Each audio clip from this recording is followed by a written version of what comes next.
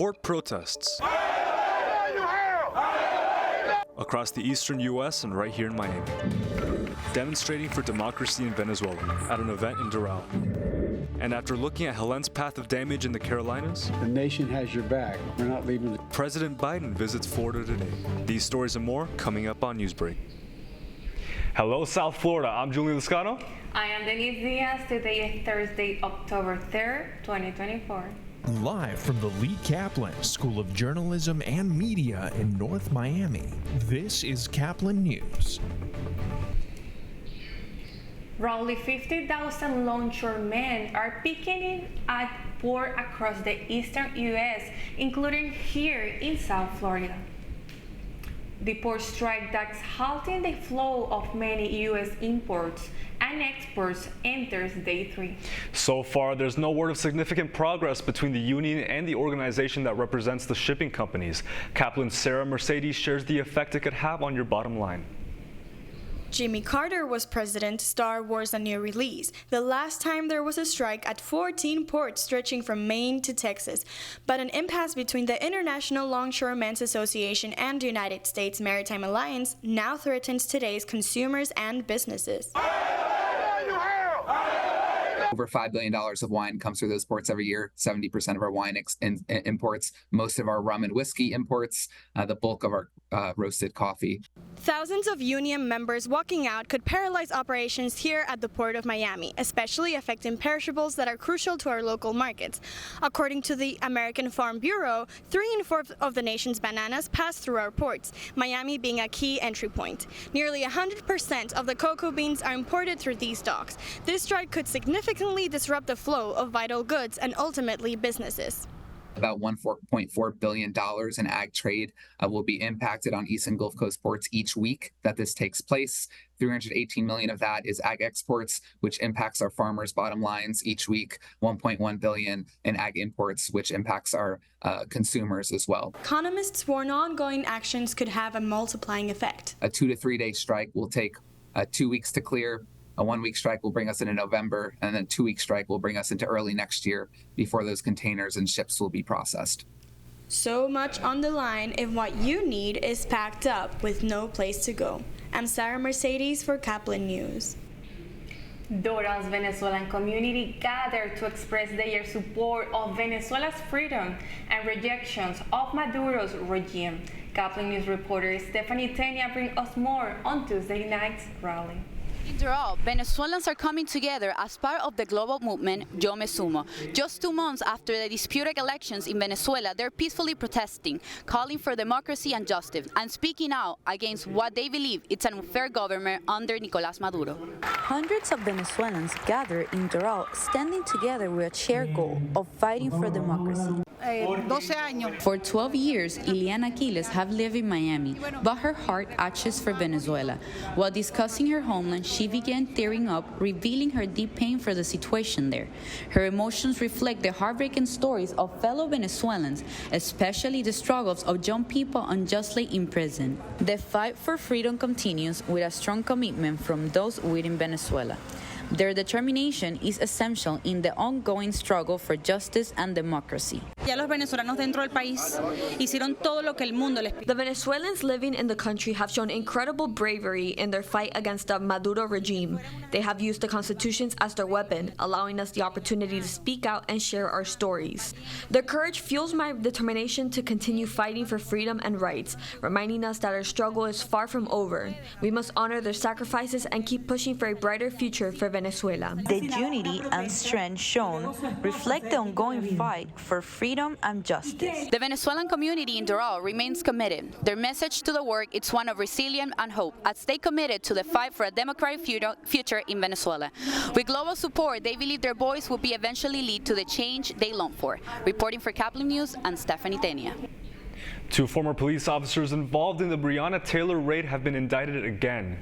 The indictments come after a judge in Louisville dismissed charges against former Detective Joshua Janes and Sergeant Kyle Meany this past August.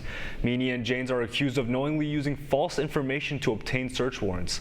Taylor was shot and killed in the early hours of March 13, 2020. President Biden is scheduled to come to Florida and Georgia today to survey the damage caused by Hurricane Helene. This comes after Biden approved additional federal funding for the states. Biden is expected to take an aerial tour of the devastation site and make stops at Tallahassee, Perry, and Valdosta, Georgia. He will to meet with officials and discuss recovery efforts. As Hurricane Helene leaves trails of destruction throughout the majority of southern states, several areas struggle without power and essential supplies. As CNN's Cheryl Hubbard reports, President Biden went to western North Carolina yesterday. The worst of Hurricane Helene may still be untold. We are still searching. Hundreds of people are believed to be missing. In one Tennessee community Wednesday, loved ones held up photos. What about these families that are waiting to hear about their families? When are they going to get the closure they need? Anxiously awaiting status updates on their loved ones. We are trying our best to bring answers and closure to families about their loved ones. More than 4,500 federal personnel are helping in recovery efforts in hard-struck areas. FEMA says the terrain in some areas may complicate recovery efforts. As we look at the infrastructure damages to water, to the cell lines, to power, the ability to get those turned back on is going to be complicated just by the way Appalachia is configured. With many failed roads, many crucial supplies are being delivered by airdrop and in some cases, mule train. Wednesday afternoon, Vice President Kamala Harris toured debris in Augusta, Georgia. There's a lot of work that's going to need to happen over the coming days, weeks, and months. Also Wednesday, President Joe Biden finally getting a first-hand look at the cataclysmic conditions left in Helene's wake in western North Carolina. He pledged every available resource to assist in the recovery efforts. The United States, the nation, has your back.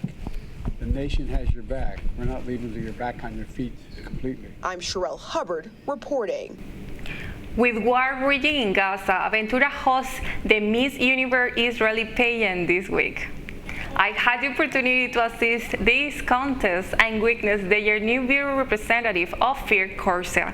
This time, Israeli women participate in a yearly beauty pageant where they crown one of 8 candidates representing their national cities. Organizers partnered with Hilton Aventura to produce this event in the U.S. due to the conflicts happening in the Middle East. It's very important that we represent beauty through the platform of women who inspire us. I am very familiar with the situation in Israel because all of my family is in Israel, so it's like daily updates. That was Ophir Corsia Miss Universe Israel 2024 at Hilton Aventura. All participants were well-prepared women who aspire to express their love and support to their community, putting their voice out for all those in crisis right now in Israel and collaborating with charities for those in need in this country. A junk dealer finds a painting in an Italian basement 6 decades ago that experts say is worth millions. The painting owner lives off the island of Capri near Naples, Italy. The oil paintings, which featured an unmistakable and asymmetrical style, is believed to be an original Picasso. Picasso's signature on the artwork, which is valued around $6.6 million, was finally certified as authentic last month. The family who has paintings hopes for eventually auctioning it off to honor their father, who died in 2021. Inter Miami takes to the pitch with a trophy on the line. That's still ahead, and so is the story. Because it's going to smell differently in different spaces. Well, the Asian garden at the Aria smells a lot different than the Asian garden at MGM Grand. Smells can be tied to memories. That's why casinos are paying a lot of money to get their scents just right. Newsbreak will be back in 2 minutes. Severe weather can strike anytime, anywhere, but there's a simple way to stay safe. Hey, Jim Cantore here. I stay safe in dangerous weather by planning ahead. You can stay safe too with a few easy steps. Build an inexpensive kit with supplies for your family's needs. Write down important information like phone numbers and medications. Always talk with your family and remember any pets in your planning. Be ready, be safe. Start your plan today at ready.gov/plan.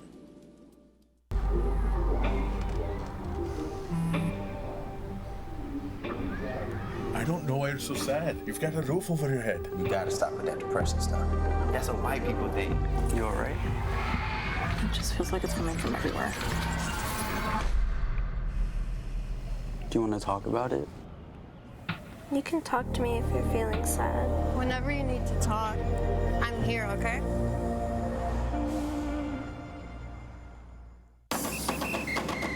If you're buzzed and doing this,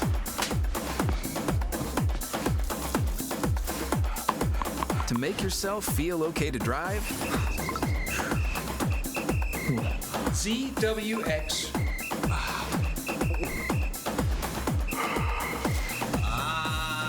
you're not okay to drive.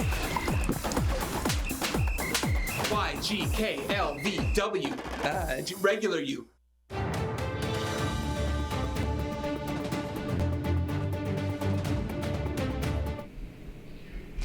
Casinos tapping into the wisdom of pairing dollars with cents. A cent can be powerful. It can bring you back to a certain time, person, place, or even a casino. Resorts on the Las Vegas Strip have their own unique smells.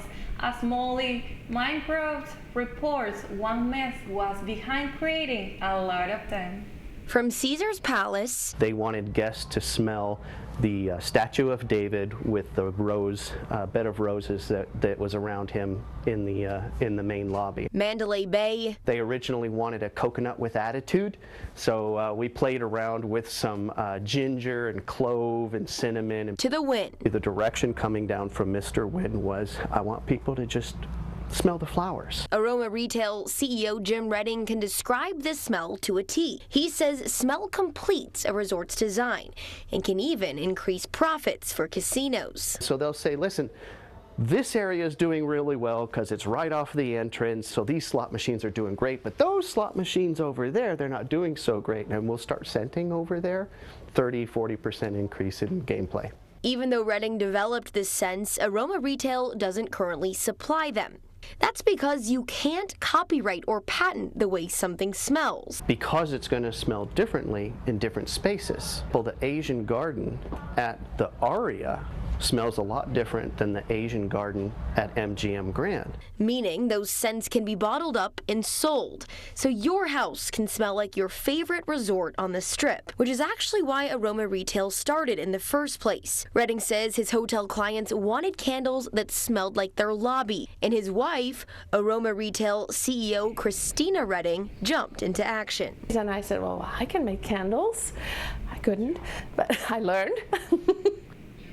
That was Molly McBride reporting. The company started with a couple making candles on their couch and has now grown to 70,000 regular customers. They sell candles, essence machines, watch smells, and more. Lionel Messi wins his second title in the MLS after Inter Miami defeats the Columbus Crew to win the MLS Super Supporters Shield.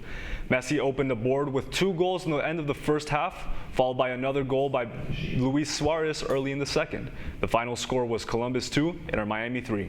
Miami plays Toronto Saturday afternoon. You're watching Newsbreak, and we're coming right back. Last week, Brandon met a girl on a dating app. One day after work, he finally found the courage to ask her out. No answer. He started to panic. Was he being too pushy? Maybe it was too... Hey, sorry I didn't respond. I was driving. I would love to go on a date. How does tonight sound? Brandon tried to play it cool, but inside he knew. A girl so smart, so responsible. She must be a keeper.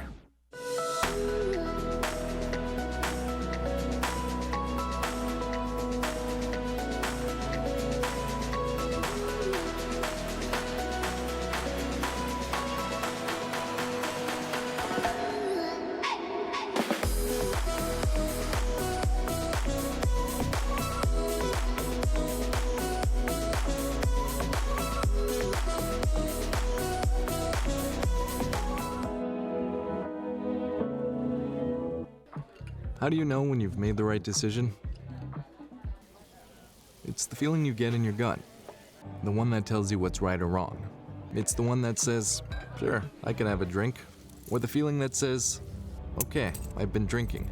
Now what? It's the voice inside you that says, I'm buzzed. better leave the car when it's time to go. Plan ahead. Catch a sober ride. Buzz driving is drunk driving. Every day, Millions of people are connecting and even though we're overcoming obstacles, watching each other's backs, and banding together. we should still make an effort We should still make an to effort. get to know each other. On a deeper level. Father. Cosplayer, Mentor. actor. It's time we take a step forward It's time we take a step forward. come together. and discover How accepting our differences can make us stronger. That's all the time we have for News Break. I am Denise Diaz. And I'm Julian Lascano. Get more news anytime at caplinnews.fiu.edu.